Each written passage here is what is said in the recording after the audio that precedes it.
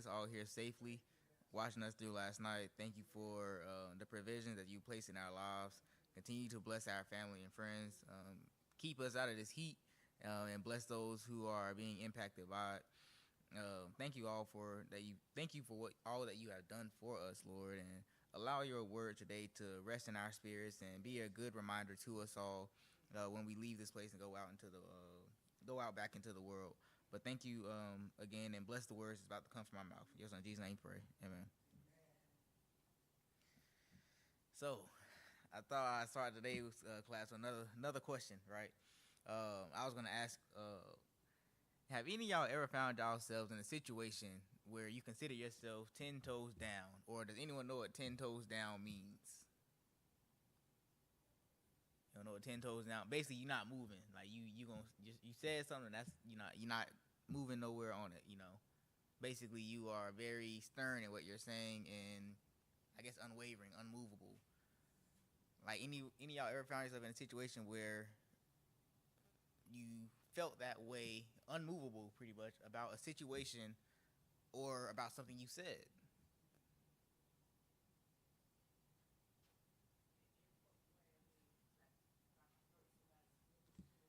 In any way, to be honest, it could be something good, something bad. I know a lot of times I can get this way.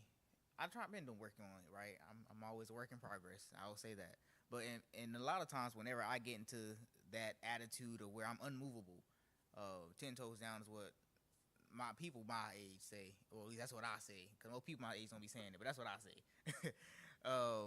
But essentially, like if I'm arguing a point, I'm gonna stand behind my point, and I'm not gonna be moved by it. I don't care if I'm the only naysayer in a group of 50 people. I'm going to stand strong in what I'm saying. That's just who I am and who I've always been. A lot of times, you want what you want when you want it. Okay, okay. Hmm. Yeah. Okay. Anyone else? Or I, I guess put it in a frame of confrontation. It doesn't have to be confrontation, but that's normally the easiest place to find yourself in that idea where you're unmovable, you mean it, and you aren't changing. That's what I was gonna get to next, actually, but I ain't there just yet.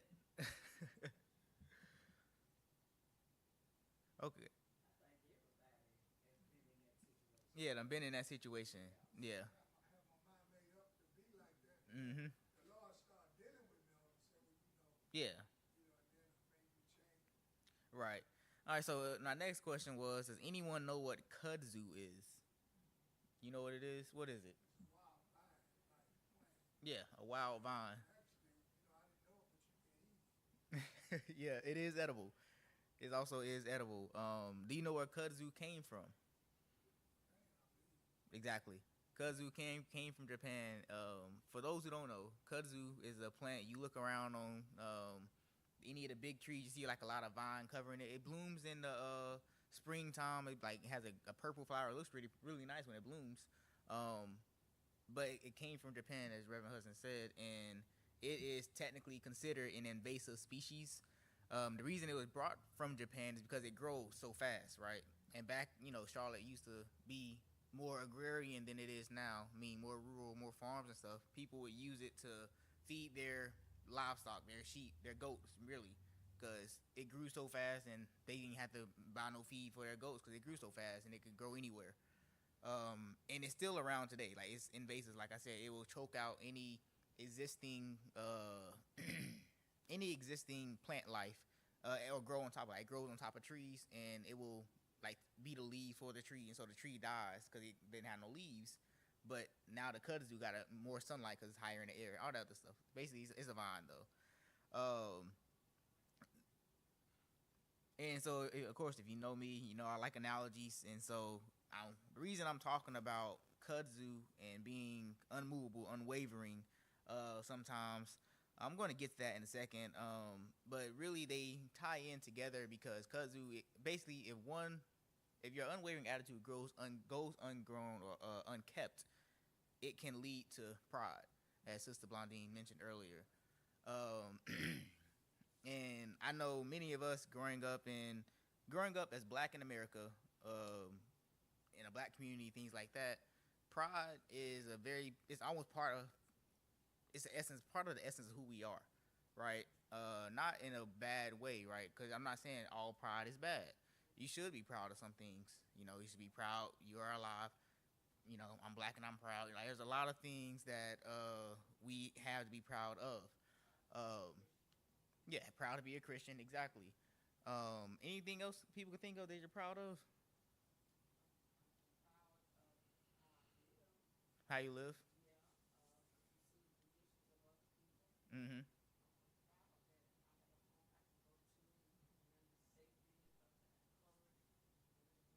Mm-hmm. Right.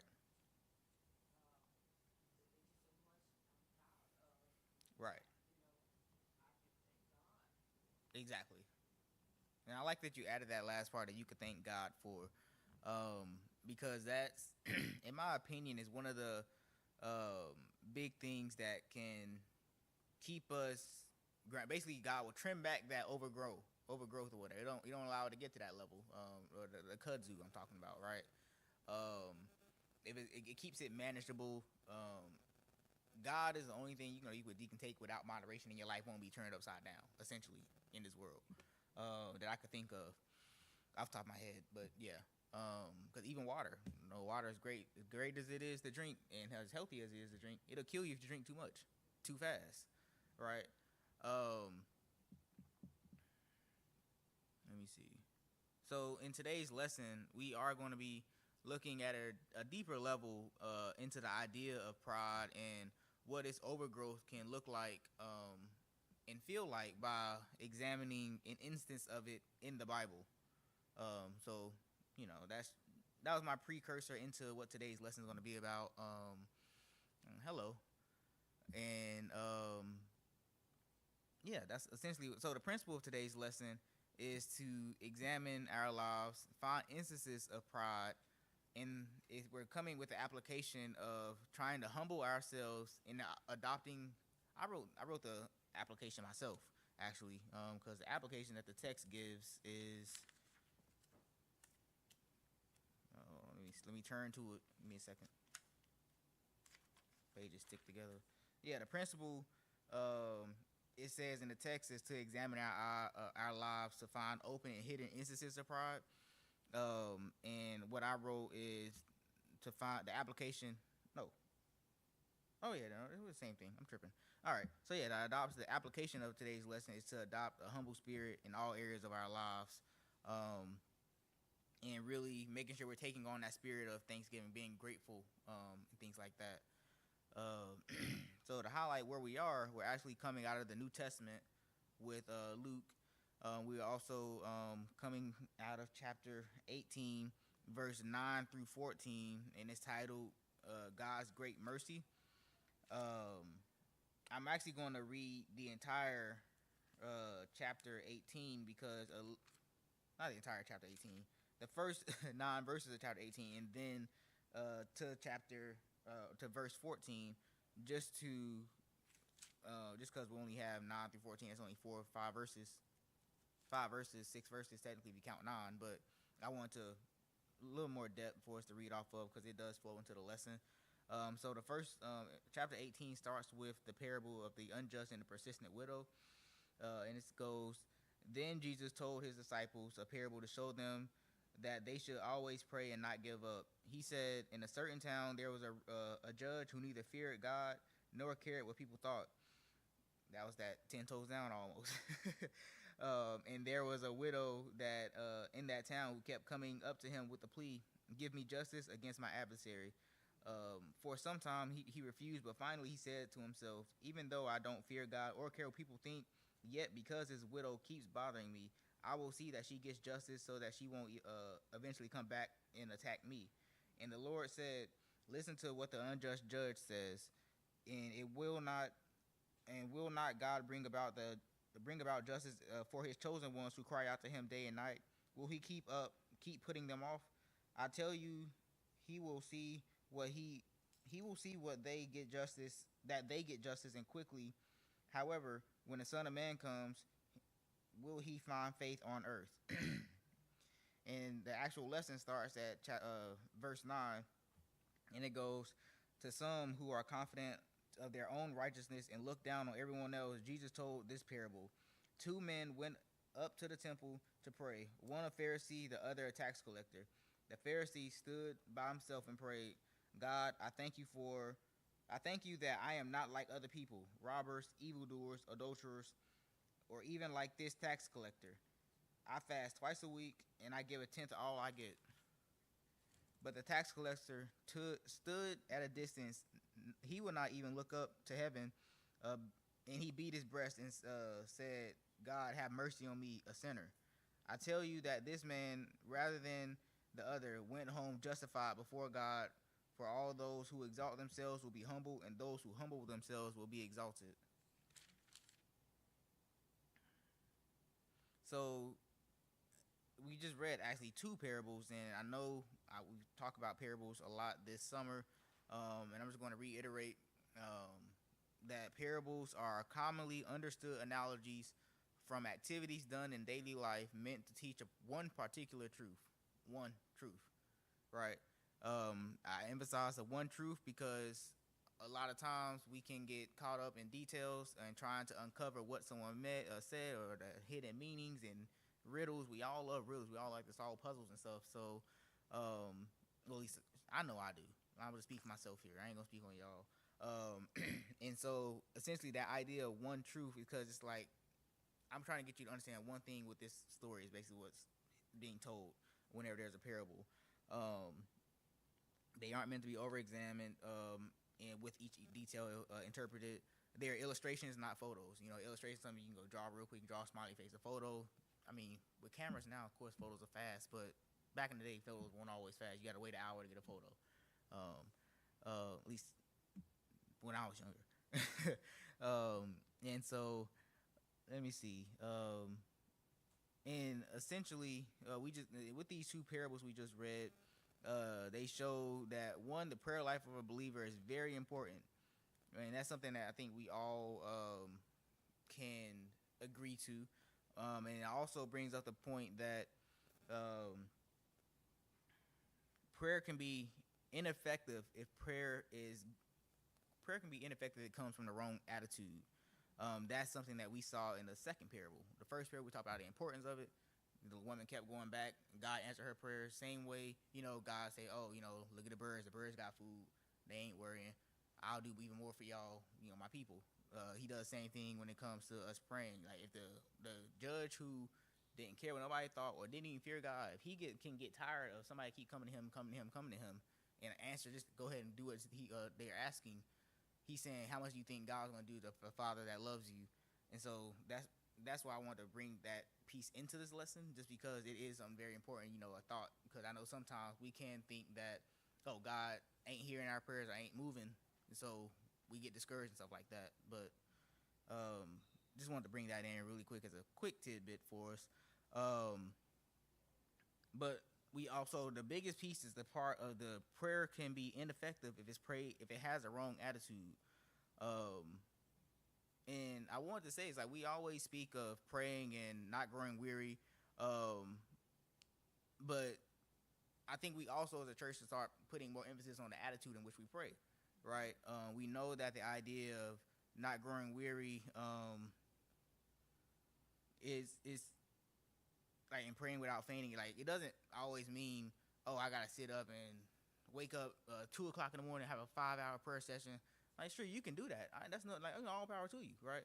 But it also does not mean that prayer is supposed to be this chore one, or it is something that is long-winded and it has to be long-winded in order for it to come across for God to receive it, right? That's not what prayer is supposed to be. Prayer is really just a conversation. It's just talking to the Father.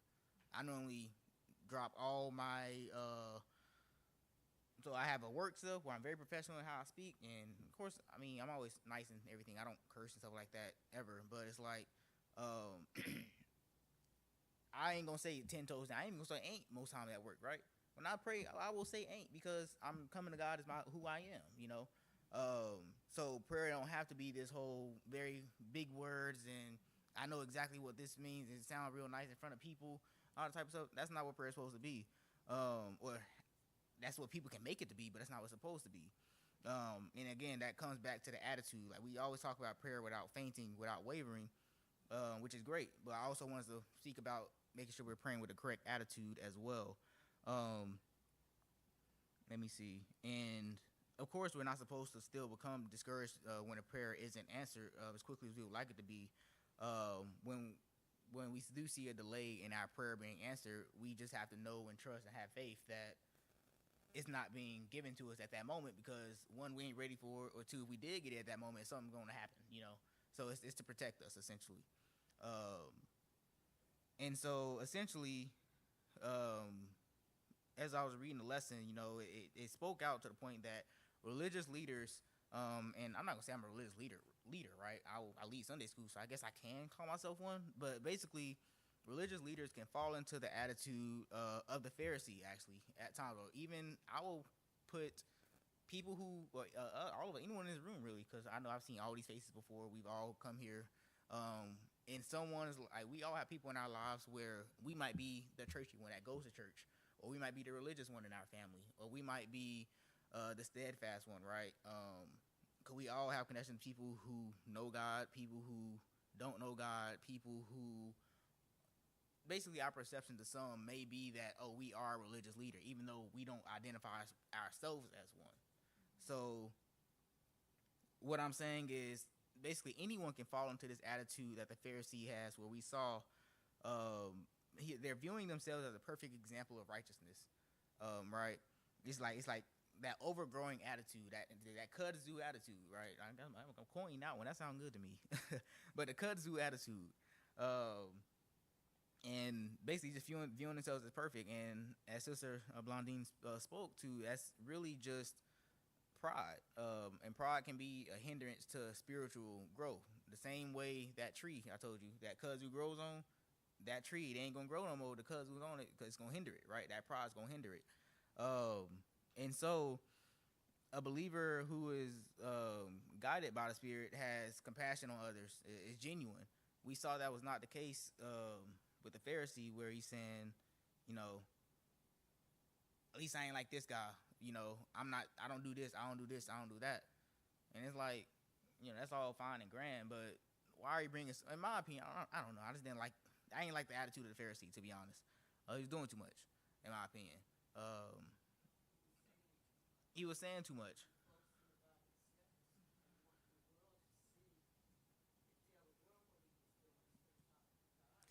Right. Exactly.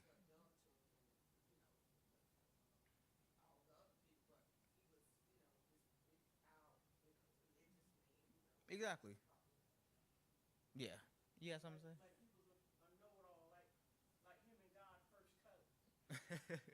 Right. Yeah, he didn't even recognize God. He was gossiping basically. Yeah. Right. It's a slippery slope.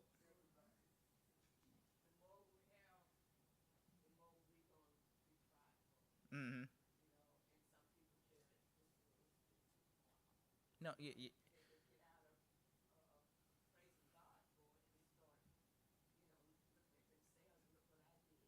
Mm-hmm. Yeah.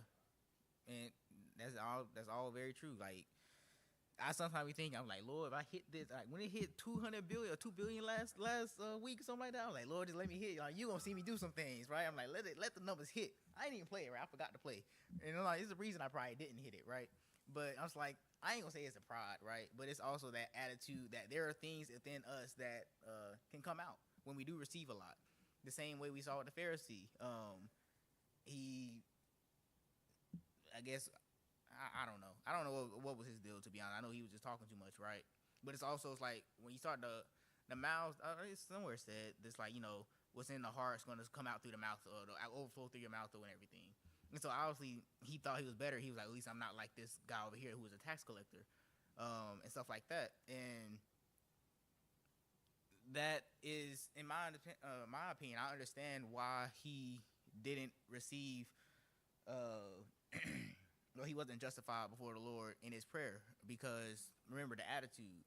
The attitude is a very big thing we have to take into consideration when we go before God. And this is before the veil was torn, right? Jesus was still walking, and so it's like they are literally at the church, and this is the only way they can get to God is through um, going to the church and stuff like that. So it's like for him to do all that and to still put someone down, it's like I don't know. I just thought it was the image that was put there was very strong in this passage to me. Um, let me see. But yeah, as a believer, we're supposed to be guided by the Spirit that makes sure we have compassion on others and genuine concerns. Um, and like even back then, like the guy, I can't even say he did something about it, or that the guy saw him do something wrong. Right? He was just a tax collector. And yes, I know back then tax collectors they represented the Roman government, so they represented the people that are they joined forces basically with Romans, and so it's like almost like a sellout attitude, right? Like, you a sellout.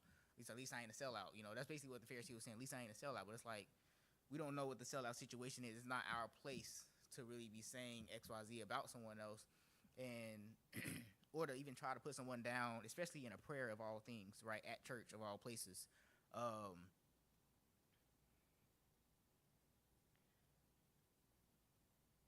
And again, it comes back to what matters most is the attitude.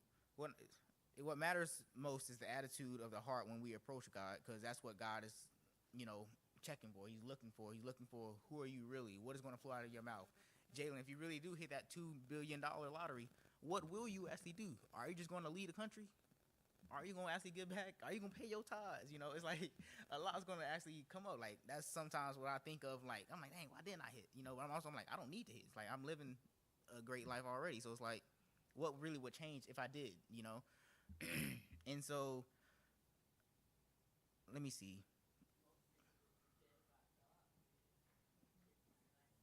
Yeah,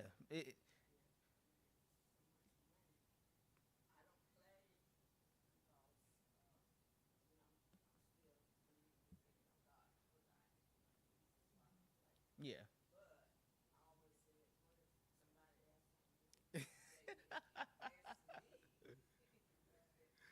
yeah.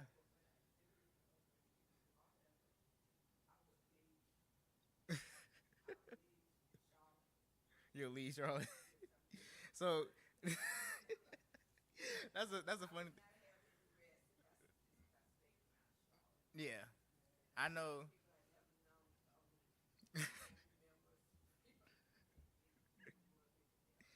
And so it's like I always because I don't play lottery either. Like every time I play, I never win. I remember the first time I ever played, I just knew I was gonna win. It's the first time I gotta win on my birthday. It makes sense. I'm turning 18. It has to be my birthday. It's my time to win. I didn't, and so it's like I was like, okay, I ain't never playing again. I played. That wasn't true. 'Cause I played a few times whenever I saw I hit a billion. I didn't even know that was possible. That was some more recent time thing, right?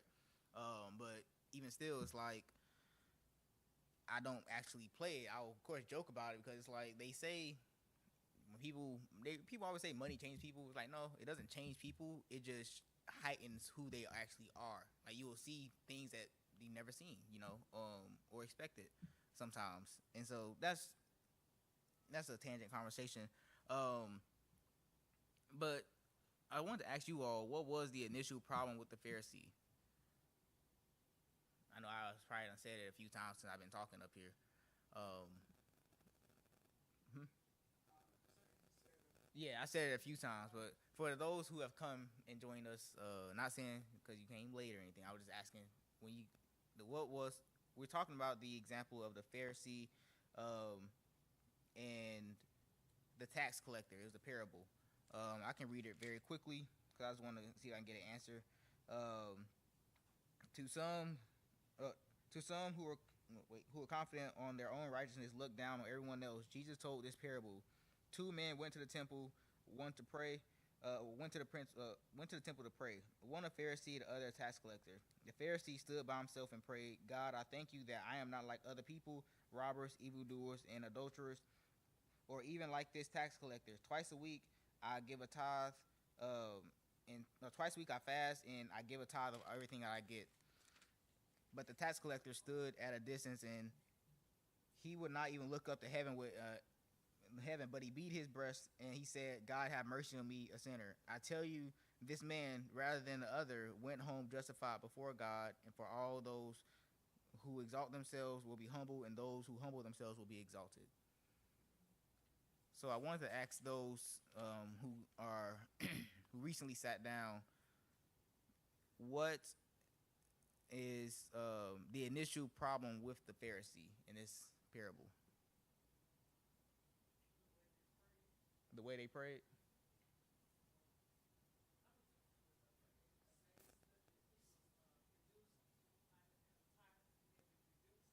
Mm-hmm. Mm-hmm.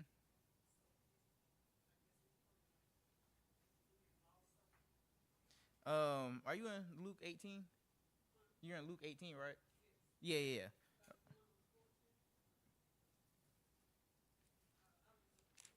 Yeah, 9 through 14.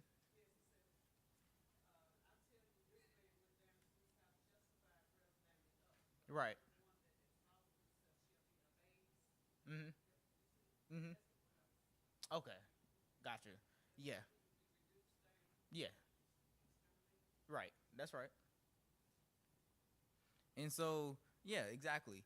Um, and the problem with that was, or the reason he was abased and everything, or you're going to be put down, is because it's like, um, it's that idea, the attitude he came to prayer with. He came to prayer, and the first thing he said was, "God, thank you that I'm not like these other people."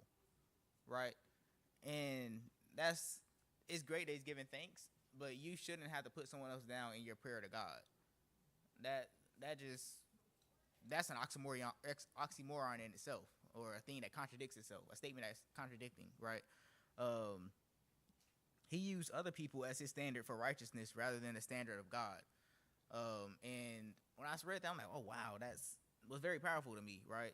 Because I know oftentimes it's easy to try to use someone else as a standard um, of what we should be. Because a lot of times as people, we might be a younger sibling. If we're a younger sibling, we're looking up to our older sibling. If we are our oldest child, we're looking up to our parents. We're always looking to other people to guide our lives and what we should do and what we shouldn't do. Or we're looking to our cousins. There's different people. But when it's in this area of faith, the only person we should be comparing ourselves to is not grandma, it's not granddad, not my husband, not my wife, not my cousins, not nieces. It's not anyone else. It's supposed to be Jesus, God. That's the only person. Um, and the Pharisee he was justifying himself before God because he was like, well, at least I'm better than these people. That's not what it's supposed to be, right? Um, that ain't gonna do anything. If you compare yourself, you basically cheating off a test of a person that failed the test too. Essentially, it's what he's doing. um, mm-hmm, mm-hmm. Right. Exactly. Yes.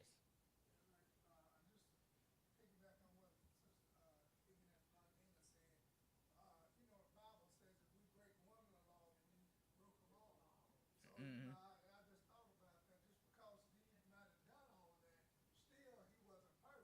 Mm-hmm. Yeah.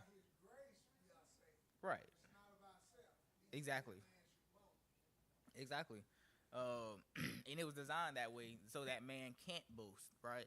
And what we see here, we see someone boasting on the things that they've done. He says, "Oh, I fast twice a week." I'm gonna let you know now, I don't fast.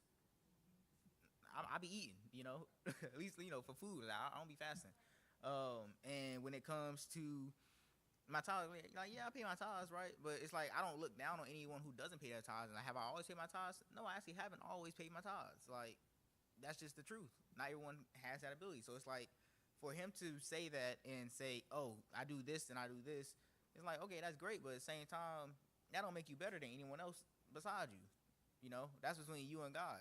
There's no one else in that relationship between you and God but you and God. So if you bring someone else who isn't in that relationship, you're almost putting them at that level of God because again, it's only a two, right? Um, and so let me see. Yeah, he mentioned adulterers, extortionists, the unjust, and these are the Pharisees' words, not Jalen's, right? And then he pointed out how religious he is, how he follows all the rules, does what he's supposed to do, which is great. And it's almost as if he's trying to remind God of something that God is already aware of, right? Um, he'd have been perfectly fine without saying any of those things, but instead, since he did, he ended up abasing himself, putting himself lower, and rather than being exalted by God, right? Um,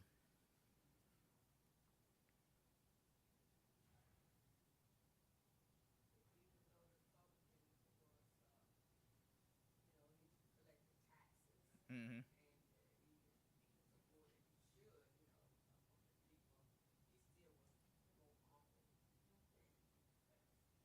Yes,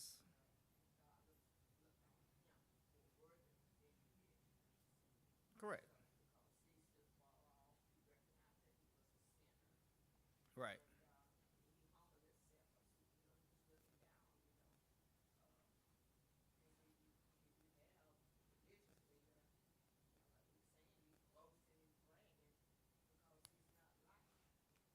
everyone else,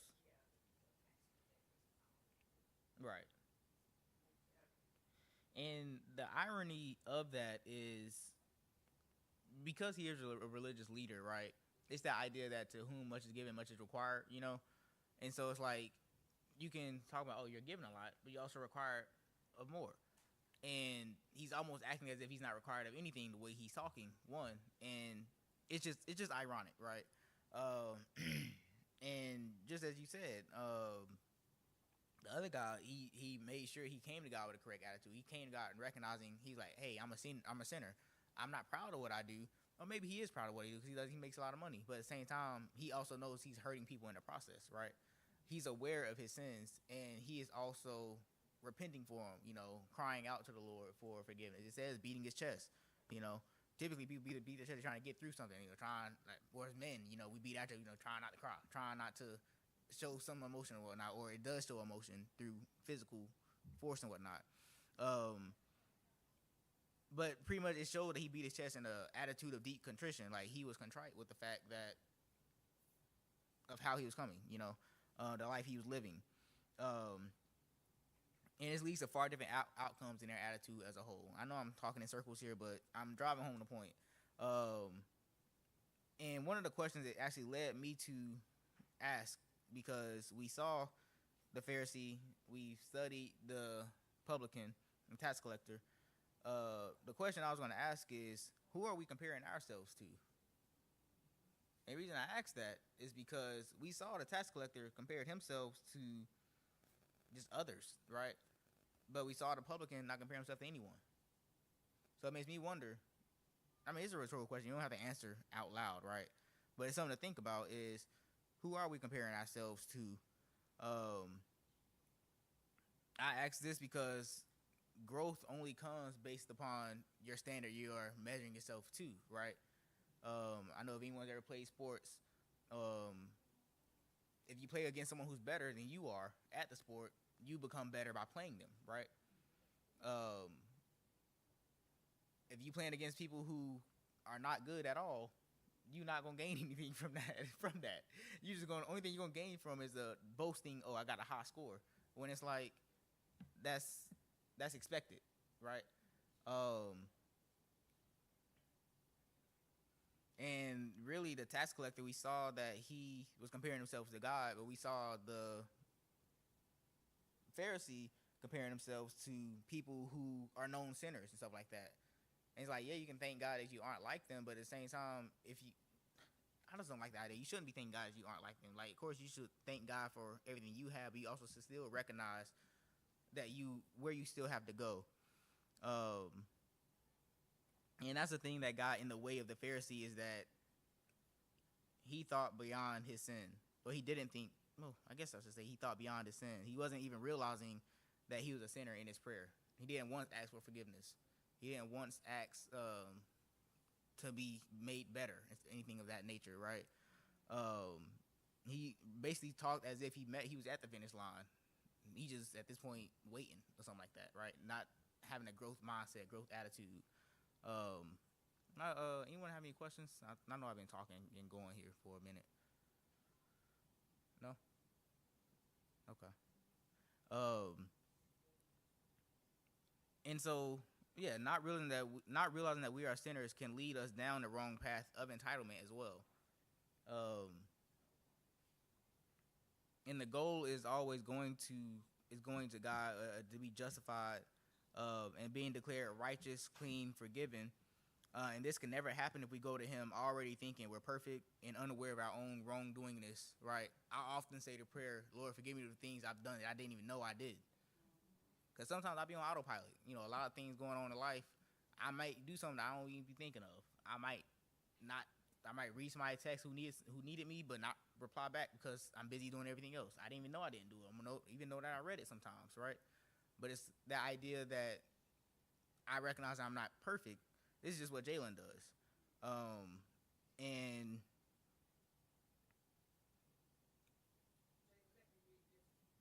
yeah, go ahead.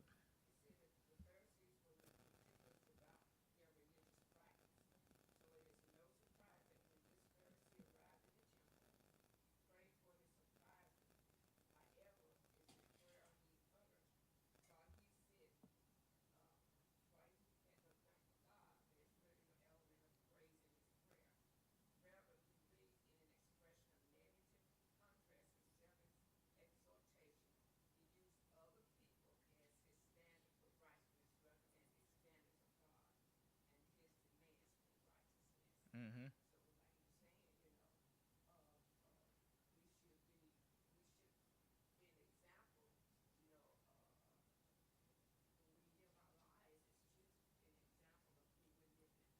Mm-hmm.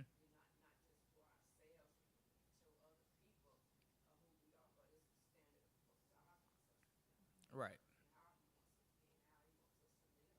Yeah. Exactly. And when we recognize our sinfulness and humble ourselves before God, then can we receive the answered prayers of God. Our prayers be heard by Him. Right, His blessings. Exactly. They'll start to rain down. Um, and it says also that genuine humility um, is internal, excuse me, and can be seen in its entirety only by God. Like He's the only one that truly knows what our hearts desires are, what our hearts are, and what it is our goal is, right? And glimpses of this can be seen and recognized by those who are close to God as well. Like they will know for sure, like whether or not you mean something when you say it, or whether you mean something like if you're, say, I guess praying and stuff like that, right? But it can be seen by some, but not most. Not everyone can see it. Um, what's up?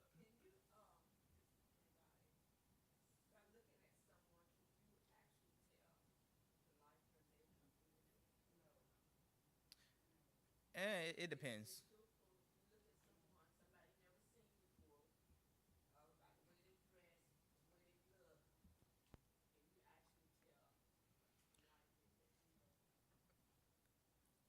So the whole life, you're right. You can't, but you can normally tell some pieces. You can infer, right? And inference does not mean this actual answer. You can infer, but what we should try not to do is to make assumptions. Because I know I don't like assumptions made about me. I can't stand when I go in the store. People don't want to check, help me, or look at me and something like that because I'm a black man, right? Or they assume, oh, he ain't got money, or he's stealing, right? Um, and stuff like that. So it's like you can't. Um, but at the same time,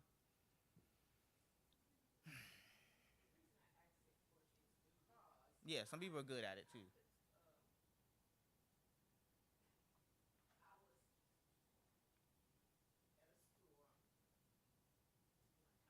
Mm-hmm.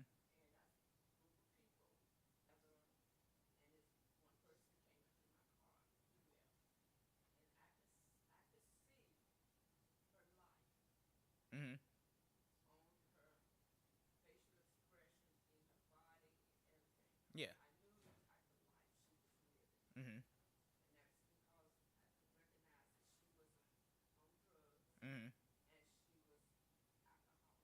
Yeah, you can make inferences based on.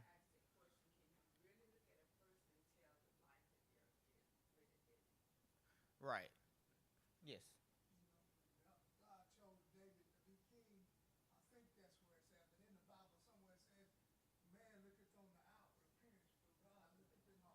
Yeah.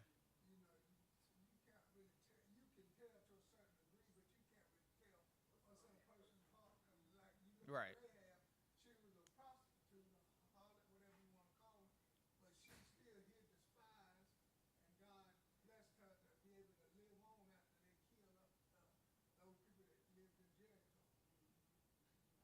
Yeah, that's very true. And to add on to the fact, God will. It's.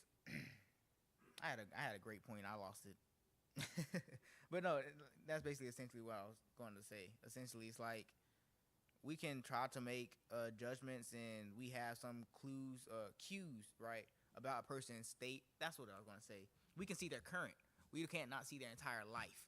So to say we know their lives, we can't say that. We can see what their current state is.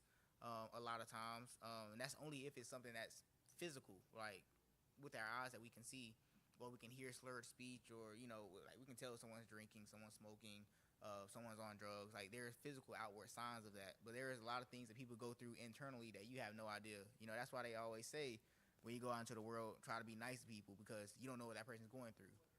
You don't know what thing you not opening the door for somebody that was literally right there at the door. I ain't gonna say it's gonna be the reason they jump off a bridge, but it could be the thing that sets them off, right? It can spiral their entire day. Yes.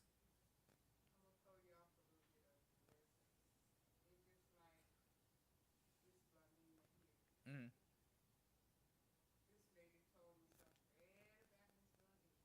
Mm-hmm.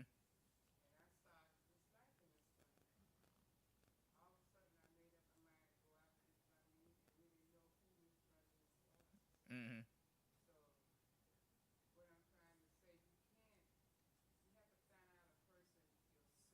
Yeah.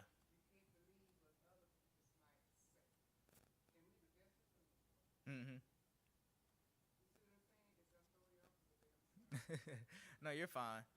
Um, yeah, part of the lesson. And I remember one time, I had it said to me that I think I was actually volunteering, and one of the it was like a food pantry, and the food pantry's mission was to get meals out for free to school students, right? And they was like, well, the reason why we're targeting school students is because typically if a child is acting up, maybe they're just hungry. I know a lot of times when people get hungry, they whole attitude change. They make commercials on it. Eat a Snickers, right? We know people food can impact a person's ability to act like themselves or be within uh I don't know, to just be hospitable or be cordial even, right? And so with that being said, it's like just that's something that planted a seed in me, is like the idea of that, wow, just knowing like something as simple as not eating can affect someone's emotions and attitude. I know me, if I don't eat, I'll just be hungry, but it's like other people, it can change their attitude, and I've been told it changes my attitude too at times by my fiance, but that's another story. But essentially, it's like we never know what someone's going through. You can try to see what someone is saying, but we don't know their heart, um, what they will do when it comes down to it. We can see glimpses though that can lead us to that answer, I will say.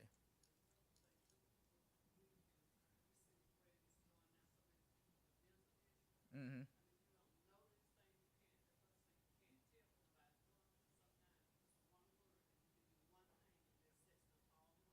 Mm-hmm.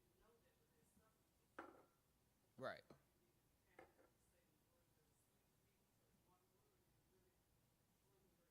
Yeah.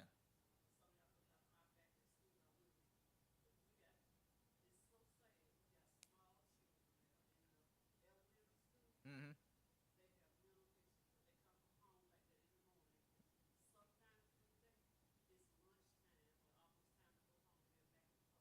Mm-hmm. Yep.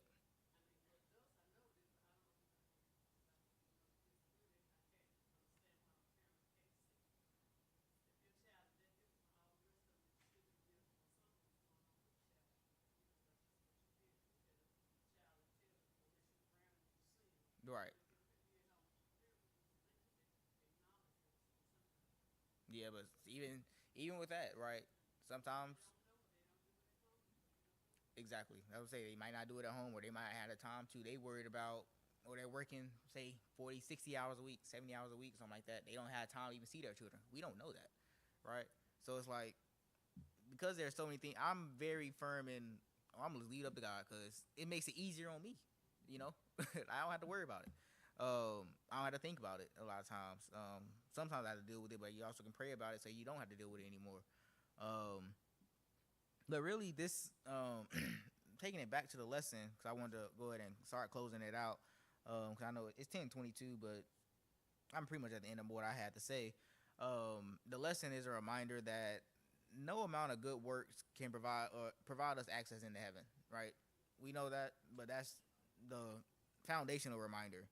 Um, the only thing that will is acknowledging that not only our sins, but also our sinful condition and receiving Jesus as our Lord and Savior, that will give us that eternal life. Right? We have to truly repent, truly change our ways, truly take Jesus into our heart, and start to live in a way in which He is our goal. Our goal isn't trying to be, oh, I can just be like Pastor. We don't know what Pastor's doing in his free time. I'm not talking about our, but just in general. I'm just using that as a term, right?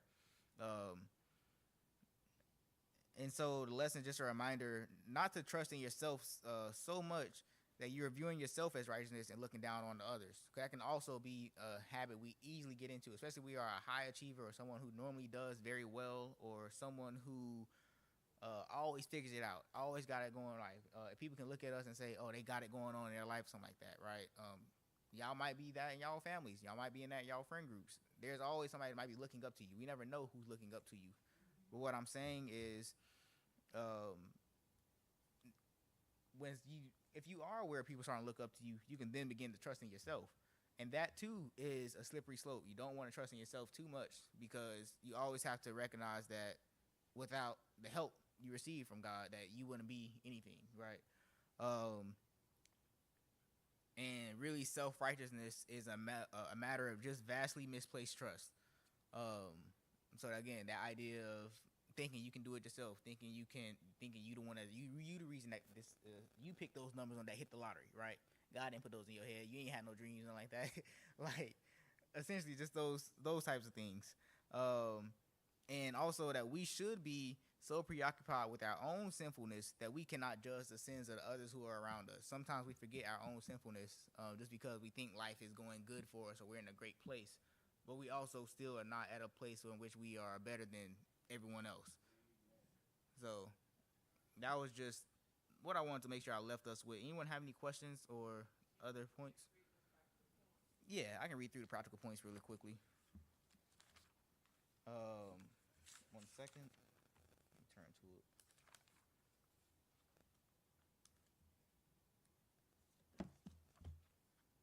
Pages stick together. All right, there we go. So the first one is all self righteousness is a matter of vastly misplaced trust. That's what I got that from actually. It wasn't Jalen words again. I sound nice, but I don't always write that nice. If we look down on others with contempt, we can be sure our righteousness is not from God. Praying to ourselves could be an apt description of what we do if we are not careful. Oh wow, praying to yourself. So that is something to think about. Um, Too many public prayers are little more than thinly veiled bragging sessions. That is very true. Um, they make jokes about that in TV and cinema all the time. Out think of Roscoe's family reunion. Welcome home, Roscoe Jenkins. That's what it was. They was praying at the table and they was just thanking God for the big screen TV and a new Escalade and all that other stuff. It was bragging sessions. If you seen the movie, you know what I'm talking about. We cannot approach God, a holy God. Well, we cannot approach a holy God without recognizing our need for mercy. And the last one is humility is needed to avoid humiliation, because you will make a joke of yourself. um, and with that, any questions before I close this out in prayer? Okay, Reverend Hudson, can you lead us in prayer really quickly?